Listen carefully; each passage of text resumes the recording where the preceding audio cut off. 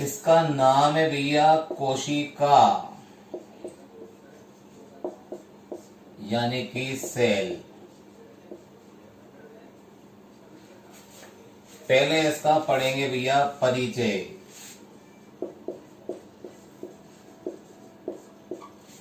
परिचय पढ़ेंगे भैया। अब परिचय में देखो क्या खास बात है वो सुनना। सबसे पहले कोशिका जो होती भैया सजीवों की संरचनात्मक और क्रियात्मक इकाई है। यानी हमारे शरीर जो है वो किससे, हमारी संरचना किससे बनी है, कोशिकाओं से। और अपने शरीर की सारी क्रियाएं कौन करवाता है भैया, कोशिकाएं करवाती है। तो संरचनात्मक और क्रियात्मक इकाई कौन है, कोशिका। सजीवों के शरीर की संरचनात्मक क्रियात्मक इकाई का नाम है कोशिका। तो पहले तो इसमें ये लिखेंगे भैया, पहला पॉइंट, सजीवों की संरचनात्मक को कहते हैं भैया स्ट्रक्चरल व क्रियात्मक इकाई को कोशिका कहते हैं। भैया देखो हमारे शरीर की जो पूरी संरचना है, हमारी संरचना या सजीवों की संरचना कैसे बनी है, कोशिका से। उसकी इकाई, हमारे शरीर की इकाई का नाम क्या है, कोशिका। तो भैया सजीवों की संरचनात्मक हो गई। फिर हमारे शरीर में जैसे मैं बोलूं भैया श्वसन कर रहा हूं, अरे भैया श्वसन तो मेरे शरीर की सारी कोशिकाएं कर रही है। तो भैया हमारे शरीर की संरचनात्मक और क्रियात्मक इकाई को क्या कहते हैं भैया, कोशिका। हालांकि इसको आनुवांशिक इकाई भी कहते हैं, उपापचयी इकाई भी कहते हैं, पर लेकिन परिभाषा में तो ये दो वर्ड ही आएंगे। मेन तो ये दो वर्ड है, संरचनात्मक और क्रियात्मक। हमारा कोई भी कार्य इसके बगैर नहीं होता है भैया। इसके अलावा भैया दूसरा पॉइंट, कोशिका को उपापचयी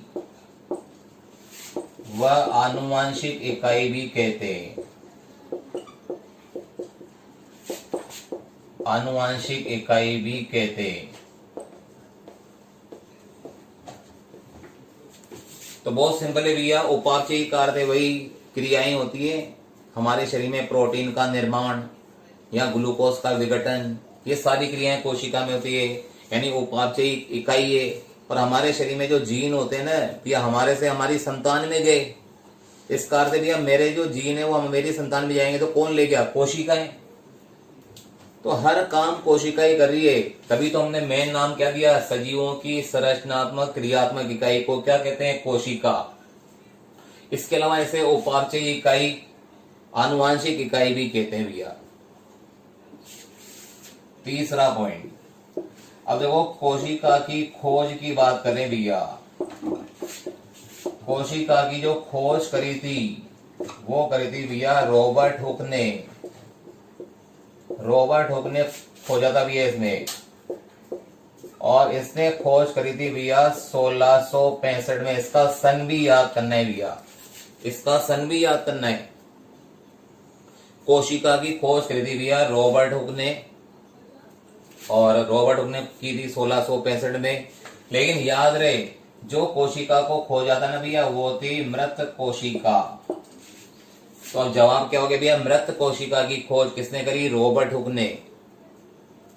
रॉबर्ट हुक ने करी थी, और उस कोशिका का नाम भी याद करना है। अब कोशिका का नाम क्या था भैया, वो देखो ध्यान में भैया। जो कोशिका खोजी थी भैया, इसमें एक तो ये बताया, दूसरा इन्होंने मृत कोर्क कोशिका, मृत कोर्क कोशिका की इसको खोजा था भैया। अब मृत कोर्क कोशिका क्या होती है, आपने नीम कोई भी वृक्ष देखे, उनके ऊपर छाल होती है, छाल, वो छाल ही वास्तव में मृत कोशिकाएं होती है। इन्होंने क्या करा भैया, तने की छाल को छील लिया, माइक्रोस्कोप में देखा, उसमें देखा इसमें छोटे छोटे डब्बे बने हुए, कक्ष बने हुए, उसी का नाम है भैया कोशिका। तो भैया मृत कोर्क कोशिका की खोज किसने करी थी, रॉबर्ट हुक ने 1665 में। कोशिका का खोज करता भी हो गया। अब दिमाग में है कि बोला सर जीवित कोशिका की खोज किसने करी थी, तो देखो आप बताएंगे यहां पर, जीवित कोशिका की खोज अब यह जीवित कोशिका की खोज करी थी एंटोनी वॉन ल्यूवेनहॉक ने। इन्होंने जीवित कोशिका की खोज करी थी। जीवित कोशिका में जीवाणु था, तो यहां लिखेंगे भैया जीवित कोशिका कौन सी है, जीवाणु। वैसे इन्होंने जीवाणु की भी खोज करी, आरबीसी की भी खोज करी, शुक्राणु की भी खोज करी, पर पहली जीवित कोशिका कौन सी थी भैया, जीवाणु। जीवाणु की खोज करी थी भैया इन्होंने। तो मृत कोशिका की खोज तो रॉबर्ट हुक ने मृत कॉर्क कोशिका की खोज करी थी। कहां पाई जाती है मृत कॉर्क, तनों की छाल में। फिर जीवित कोशिका की खोज किसने करी थी, एंटोनी वॉन ल्यूवेनहॉक ने। कौन सी जीवित कोशिका, जीवाणु। तो अब भैया आपके दिमाग में पूरा स्पष्ट करते हैं भैया, इसके सारे पॉइंट सुन ले। सजीवों की संरचनात्मक व क्रियात्मक इकाई को क्या कहते हैं, कोशिका। फिर इसे उपापचयी और आनुवांशिक इकाई भी कहते हैं। फिर बता रहे भैया मृत कोशिका की खोज करी थी रॉबर्ट हुक ने 1665 सन, याद रखना है। फिर बता रहे भैया इसमें मृत कॉर्क कोशिका को देखा था भैया तने की छाल में, तने के ऊपर पपड़ी होती है उसमें। जीवित कोशिका की खोज करी थी एंटोनी वॉन ल्यूवेनहॉक ने। कौन सी जीवित कोशिका, जीवाणु। कोई दिक्कत है भैया, ये सिंपल सिंपल सी बातें चली जा रही है इसके अंदर।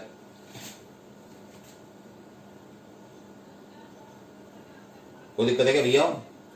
इसके बाद भी एक वैज्ञानिक है फ्रेज कंट्रास्ट, उसने आकर के कोशिका का इलेक्ट्रॉन माइक्रोस्कोप से अध्ययन करा था। तो 4-5 वैज्ञानिक भी बोलते जा रहे हैं भैया। देखो अगला पॉइंट, वैज्ञानिक देखो पहले तो ये बताएंगे, 2 वैज्ञानिक के नाम बता रहे भैया, नॉल व रस्का। 2 वैज्ञानिक है भैया, इन्होंने इलेक्ट्रॉन माइक्रोस्कोप की खोज करी जो आजकल चलते हैं, इलेक्ट्रॉन माइक्रोस्कोप की खोज की। अब जब इलेक्ट्रॉन माइक्रोस्कोप की खोज की तो कोशिका का विस्तृत अध्ययन भी हुआ। पहले तो यूं दिखते भी कोशिका छोटे छोटे डिब्बे दिखते हैं। तो भैया इलेक्ट्रॉन माइक्रोस्कोप की खोज किसने करी थी, नॉल व रस्का ने। फिर एक वैज्ञानिक है भैया फ्रेज कंट्रास्ट, फ्रेज कंट्रास्ट, ये वैज्ञानिक है भैया फ्रेज कंट्रास्ट। और इसने आकर के यहाँ पर इलेक्ट्रॉन सूक्ष्मदर्शी द्वारा या इलेक्ट्रॉन माइक्रोस्कोप द्वारा, इलेक्ट्रॉन माइक्रोस्कोप द्वारा कोशिका का विस्तृत अध्ययन किया, कोशिका का विस्तृत अध्ययन किया भैया।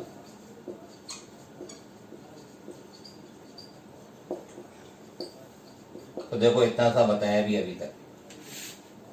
6 पॉइंट हो गए, परिचय चल रहा है, अभी परिचय थोड़ा और भी है। फिर भी देख लो भैया, सजीवों की संरचनात्मक क्रियात्मक इकाई। अरे अपना शरीर की संरचना काय से बनी है, कोशिका से। हमारे शरीर की क्रियाएं कौन कर रहा है, कोशिकाएं। तो संरचनात्मक क्रियात्मक इकाई कौन है, कोशिका। फिर बताया गया कोशिका को उपापचयी व आनुवांशिक इकाई भी मानते हैं। इसमें उपापचयी क्रियाएं होती है और इसमें जीन पाए जाते हैं, तो आनुवांशिक इकाई। फिर बताया गया मृत कोशिका की खोज करी थी रॉबर्ट हुक ने 1665 में। कौन सी मृत कोशिका, मृत कॉर्क कोशिका। कहां से निकाला, तने की छाल में से, तने की पपड़ी से। फिर जीवित कोशिका की खोज किसने करी, एंटोनी वॉन ल्यूवेनहॉक ने। कौन सी जीवित कोशिका, जीवाणु। ये सब भैया 1600 से 1700 की बातें।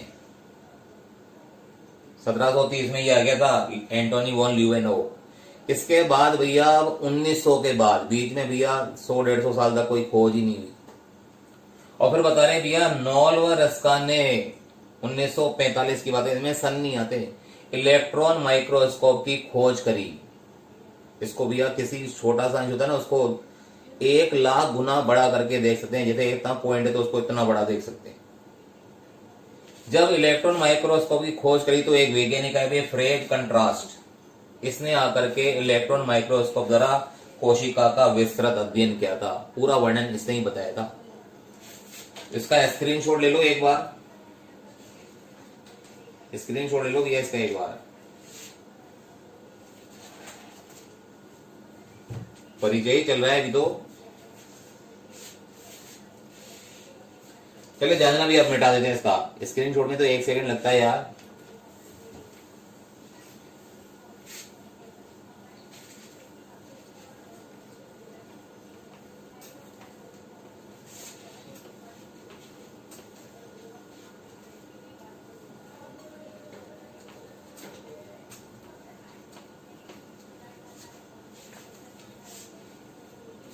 अब ध्यान देना भैया इसमें। अब 8वां पॉइंट पढ़ने जा रहे हैं भैया अपन। प्लस 6 पॉइंट हो गए, 7वां पॉइंट।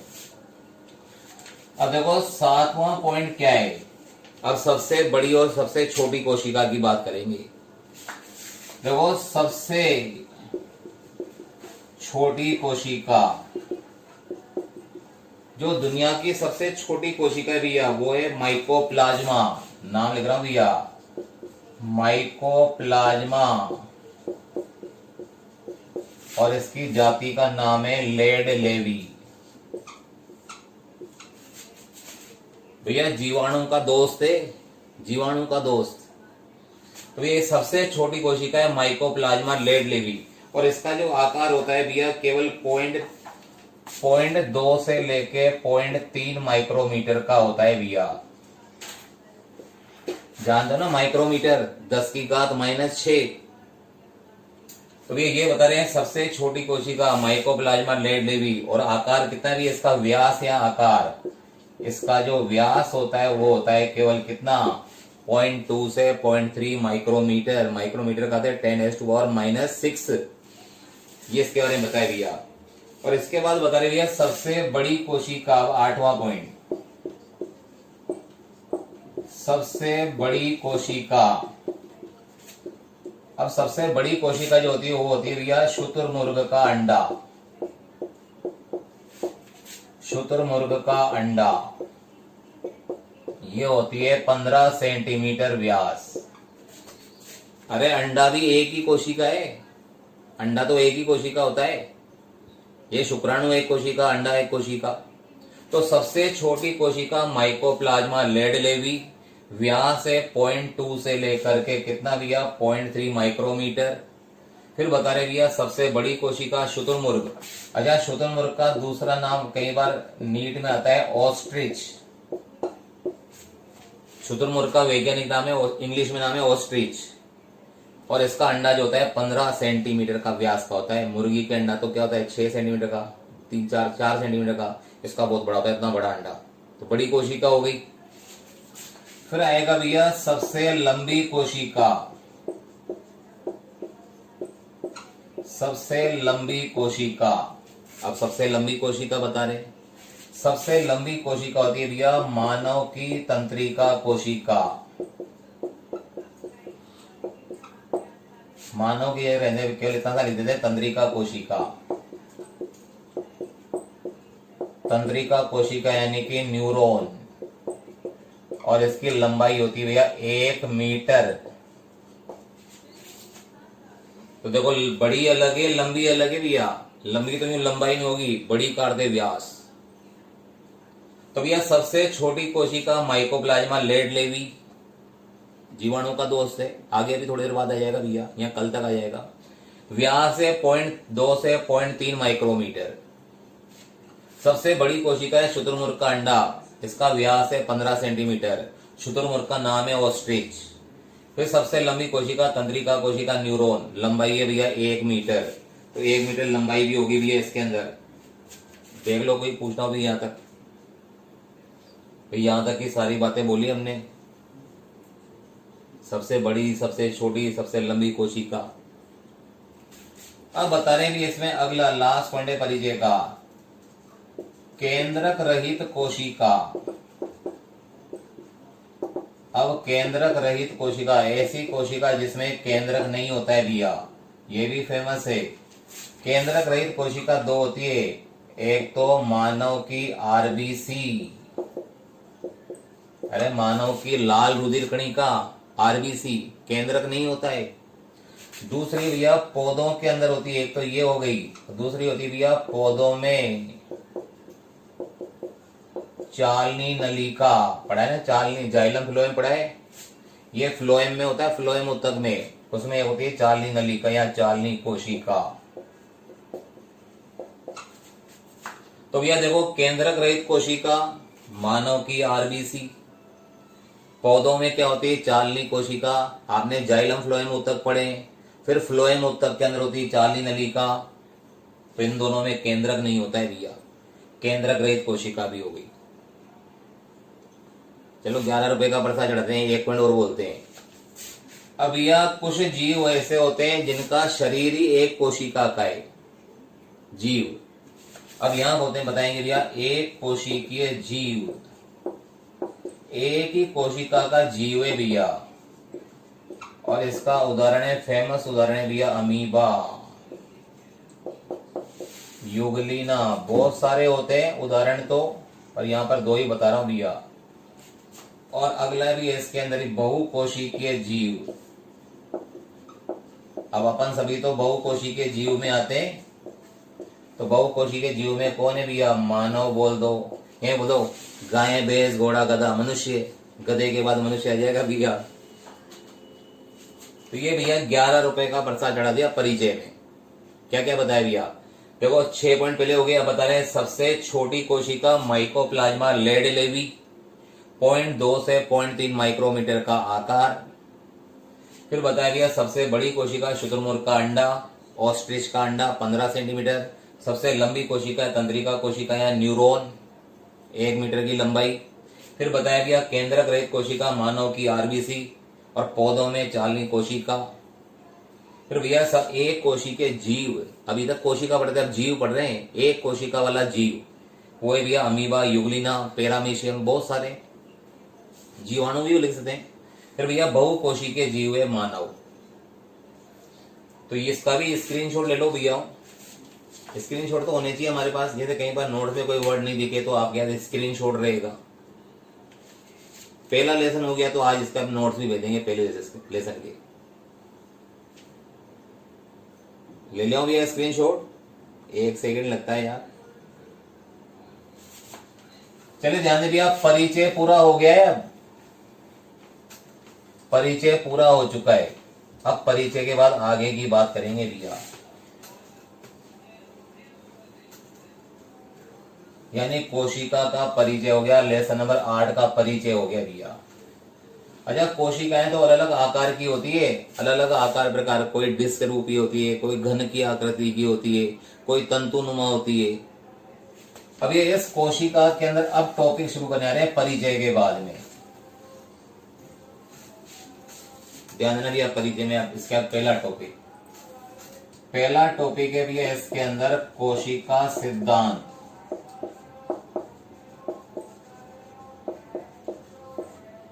कोशिका पढ़ ली तो कोशिका सिद्धांत, और इसका नाम है भैया सेल थ्योरी।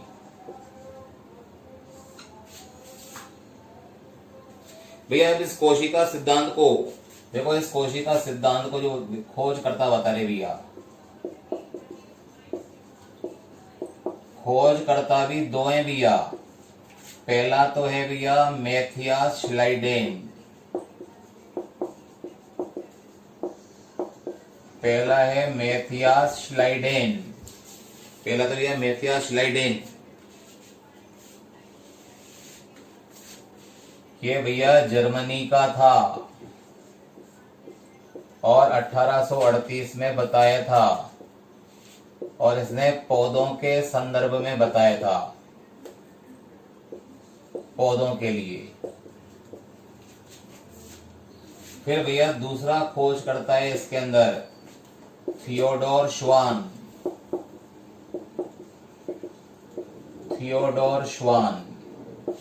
ये भैया इंग्लैंड का, और इसने बताया था भैया 1839 में, और इसने बताया था जंतुओं के लिए।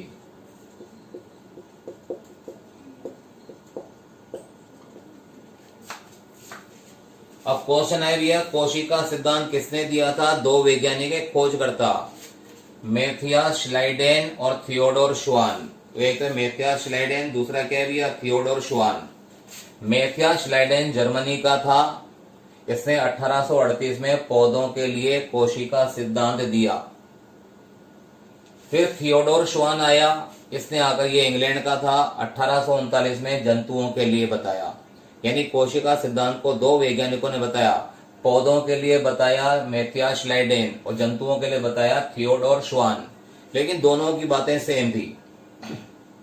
तो अब क्वेश्चन आता है नीट में, कोशिका सिद्धांत को किसने दिया था? तो इन दोनों का नाम शॉर्ट में कर देते भैया, श्लाइडेन और श्वान। पूरा नाम भी याद करो तो ठीक है, एनसी नीट में तो लिखा भी, एनसीईआरटी में लिखा हुआ है, पर आता नहीं है। आता तो इतना है, कोशिका सिद्धांत किसने दिया? श्लाइडेन व श्वान। तो यहां लिखेंगे, अतः कोशिका सिद्धांत श्लाइडेन व श्वान ने दिया। श्लाइडेन व श्वान ने प्रस्तुत किया।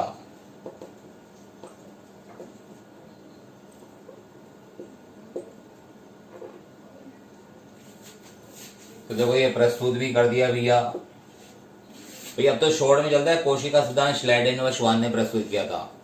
अब देखो इन्होंने क्या कहा था भैया, इन्होंने बहुत सिंपल सी बात बताई थी भैया।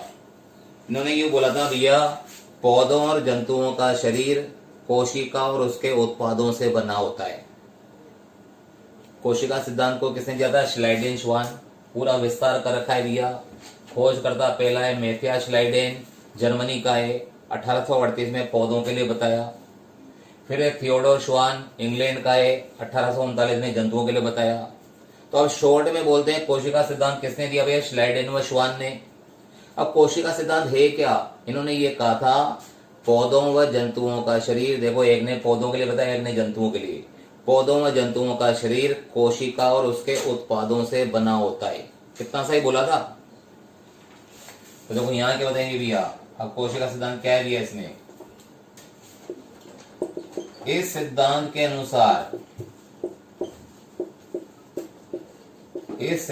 के अनुसार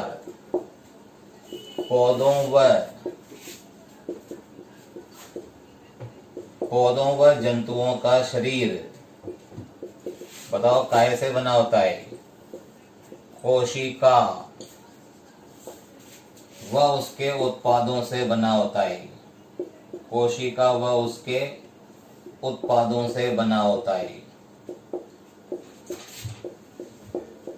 तो कोशिका व उसके उत्पादों से बना होता है। ये कोशिका सिद्धांत हो गया भैया, ये वाला। अरे कोशिका सिद्धांत को श्लाइडेन श्वान ने दिया, क्या कहा था भैया? पौधों व जंतुओं का शरीर कोशिका व उसके उत्पादों से बना होता है। देख लो कोई समस्या हो? समस्या है क्या भैया? समस्या है क्या भैया? भैया आज तो डायग्राम नहीं, कल से डायग्राम शुरू हो जाएंगे, क्योंकि इस पार्ट का भी परिचय, लेकिन कल से अपन पार्ट का मजा लेंगे, कोशिका में क्या क्या है भैया। चलो ध्यान दे भैया, ये तो पूरा पढ़ाया भैया इसमें। इसके बाद आजकल इसी कोशिका सिद्धांत का नया रूप आ गया, आधुनिक कोशिका सिद्धांत। आधुनिक कोशिका सिद्धांत है, लेकिन उसके पहले दो, मतलब एक वैज्ञानिक का नाम सुन लो क्या है। एक वैज्ञानिक आया भैया, रुडोल्फ विर्चोव।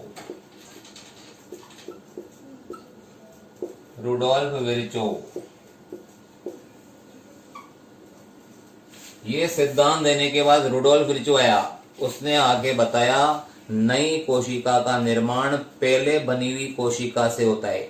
आज देखो मेरा शरीर है भैया 5 फुट 7 इंच, कल आप आओगे तो 5 फुट 10 इंच हो जाएगा। तो ऐसा क्या हुआ भैया, मेरे अंदर नई कोशिका बन गई, लेकिन किससे? पुरानी कोशिकाओं से। आप सोचे एक दिन में कोई 5 फुट बढ़ जाओगे क्या? मजाक कर रहे हैं, लेकिन भैया जो भी हमारे शरीर में नई कोशिकाएं बनती है ना, कैसे बनती है? पूर्ववर्ती कोशिकाओं से। तो रुडोल्फ विर्चोव ने भैया ये आया था, इसने आकर के यहाँ पर एक नई कहानी बताई भैया। इसने 1855 में बताया था, और क्या कहा था? नवीन कोशिका का निर्माण, यानी नई कोशिका का निर्माण पूर्ववर्ती कोशिका से होता है। पूर्ववर्ती कोशिका से होता है। तो भैया नई कोशिका का निर्माण पूर्ववर्ती कोशिका से होता है। अब देखो इसके लिए इंग्लिश वर्ड भी याद करना है। इसने जो बताया था भैया उसके लिए इसकी लैंग्वेज बोले थी, ये तो अपन आजकल पढ़ रहे हैं। इसका नाम है भैया ओमने सेलुला। ओमने सेलुला ई सेलुला। देखो ओमने से यानी उद्भव, ओमने से यानी उद्भव, और सेलुला ई सेलुला यानी कोशिका की उत्पत्ति कोशिका से। एक सेलुला सेलुला मतलब कोशिका, कोशिका यानी नई कोशिका की उत्पत्ति पूर्ववर्ती कोशिका से होती है। इन्होंने ये बताया था ये वाली लाइन, नीट में ये भी आया, लिखा हुआ आएगा ओमने सेलुला ई सेलुला किस वैज्ञानिक ने बताया। तो भैया रुडोल्फ विर्चो है, रुडोल्फ विर्चो। भैया आपने कोशिका सिद्धांत पढ़ लिया, उसके बाद में वैज्ञानिक है रुडोल्फ विर्चो। क्या बताया इसने? नवीन कोशिका का निर्माण पूर्ववर्ती कोशिका से होता है, यानी ओमने सेलुला ई सेलुला। कोई दिक्कत है भैया? कोई दिक्कत है क्या भैया? अब आधुनिक कोशिका सिद्धांत में ये वाली लाइन भी जुड़ जाएगी भैया। तो बताओ, दो चीजें जोड़ देंगे, पौधों व जंतुओं का शरीर कोशिका व उसके उत्पादों से बना होता है, दूसरा नई कोशिकाओं का निर्माण पूर्ववर्ती कोशिकाओं से होता है। यदि इन दोनों को जोड़ दोगे तो क्या बन जाएगा? आधुनिक कोशिका सिद्धांत। अरे आधुनिक कोशिका सिद्धांत ये भैया। तो देखो ये आगे भैया, इसमें दो चीजें जोड़ देते हैं अपन, बाकी सबको हटाते थे। देखो इस तरह से ये हटा दिया, सब हटा दिए भैया ये सारे। आपने कोशिका सिद्धांत पढ़ लिया भैया, इसके लिए वैज्ञानिकों के नाम भी हटा देते हैं। अब आएगा भी, इसका नाम रख दिया आधुनिक कोशिका सिद्धांत।